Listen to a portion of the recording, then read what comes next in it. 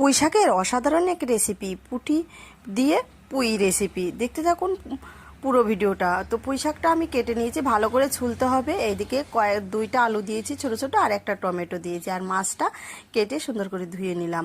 তারপরে দেখো এইদিকে কড়াইয়ের মধ্যে তেল দিয়ে একটু নেড়ে চেড়ে দিব, আর মাছটা লবণ হলুদ দিয়ে আমি ভেজে নামিয়ে ফেলছি। আর ভিডিওটি ভালো লাগলে অবশ্যই সাবস্ক্রাইব, লাইক, কমেন্ট করে পাশে থাকবেন। ওই তেলের মধ্যেই দিয়ে দিচ্ছি আমি জিরে, শুকনো লঙ্কা, আর হচ্ছে রসুন থেতো করা। দিয়ে দিচ্ছি একটা বড় সাইজের পেঁয়াজ কুচানো। একটু হালকা ভাজবো, ভাজার পর আমি কেটে রাখা পুঁই শাকগুলো দিয়ে দিব, ধুয়ে পরিষ্কার করে নিলাম। তারপরে দিয়ে দিচ্ছি কাঁচা লঙ্কা চিরানো কয়েকটা দিব, স্বাদ মতো লবণ আর হলুদের গুঁড়ো দিয়ে দিব।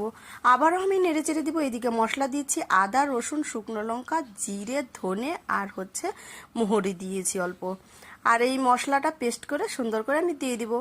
মশলা দিয়েও কিন্তু সুন্দর করে ভাজতে হবে। ভাজার পর দেখো আমি সামান্য পরিমাণ জল দিব, বেশি ওইটাতে জল দেওয়া যাবে না, যেহেতু একটু মাখো মাখো টাইপের হবে, আর খেতে কিন্তু অসাধারণ টেস্ট লাগবে। একটু ঝোলটা ফুটে আসলে দেখবো আমি আলুটা গলেছি কিনা, আর ভেজে রাখা মাছগুলো তারপরে আমি দিয়ে দিচ্ছি। একটু যখন হয়ে আসবে তখন আমি গরম মশলার গুঁড়ো দিয়েই কিন্তু নেড়ে চেড়ে নামিয়ে ফেলবো। তাহলে বাড়িতে একবার হলেও এইরকম রেসিপি করে খেয়ে দেখবেন, অসাধারণ টেস্ট লাগে।